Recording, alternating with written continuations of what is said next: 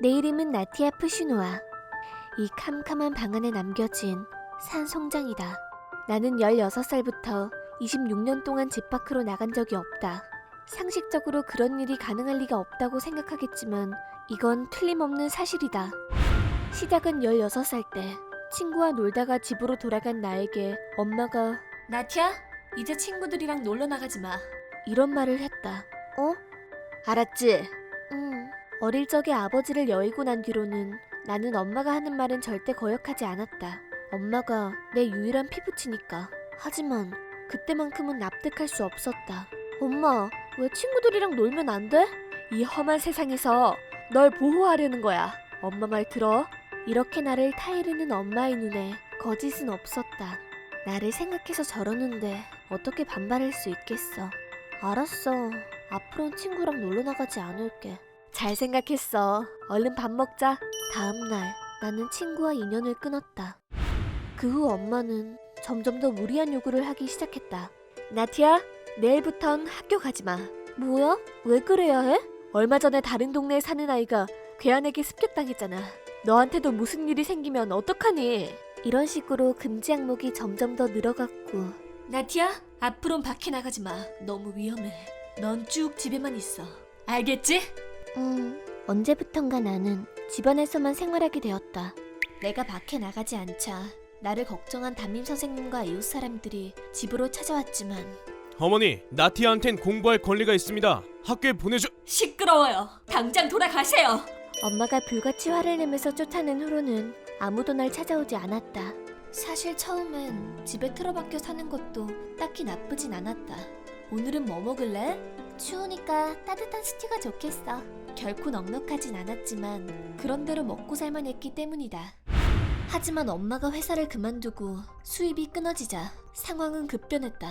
오늘은 빵 한 조각뿐이구나. 어쩔 수 없잖아. 우리 돈 없어. 얼마 없는 재산을 까먹으며 살았기에 갈수록 삶의 질이 곤두박질 쳤다.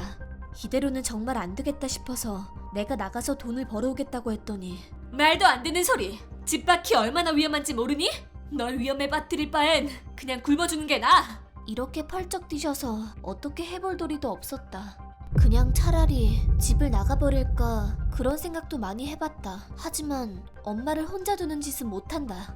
결국 나는 아무것도 할 수 없었다. 얼마 지나지 않아 우리 집은 전기도 수도도 다 끊겨버렸고 생활하는 게 더더욱 곤란해졌다.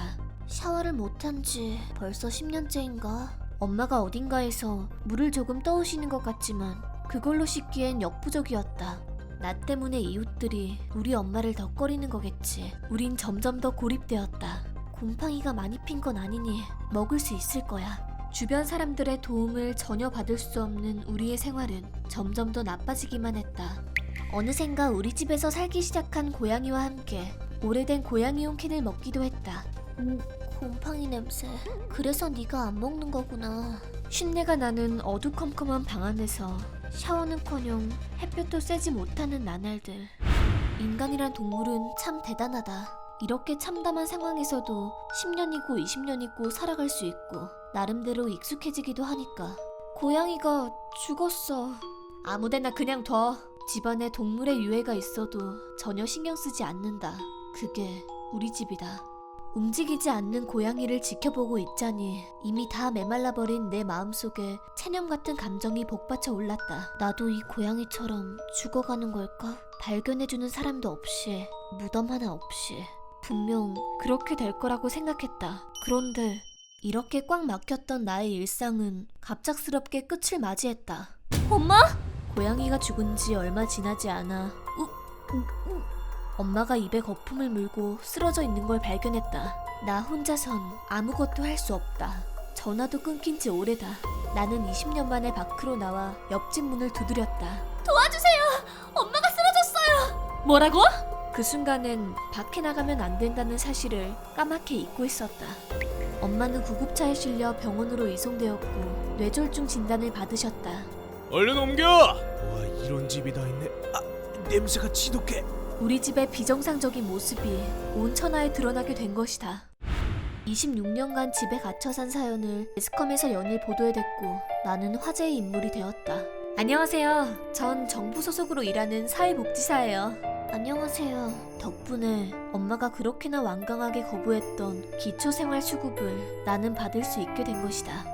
엄마가 입원해 계신 동안 복지사의 권유로 여권을 만들었다. 이게 있으면 나도 어디든 갈 수 있겠죠?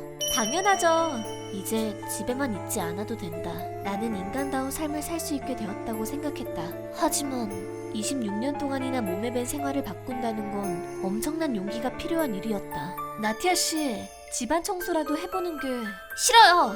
들어오지 마세요! 이 집안의 모든 것은 엄마와 내가 살아온 증거다. 다른 사람이 들어오는 건 절대 용납 못해. 일은 하고 싶다. 하지만 두렵다. 나는 타인과 소통하는 방법을 완전히 잊어버렸다. 소위 말하는 사회불안 장애에 걸린 것이다. 지금까진 엄마의 꼭두각시로 살았다. 스스로 판단할 기회조차 전혀 없었다. 엄마, 나 앞으로 어떻게 살아야 해? 희망으로 가득 찬 미래가 기다리고 있는데 나는 아직도 모든 것이 두렵기만 하다.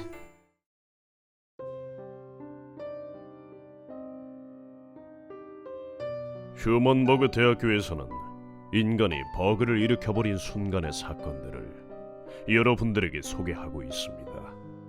예전 영상들도 꼭 한번 보시기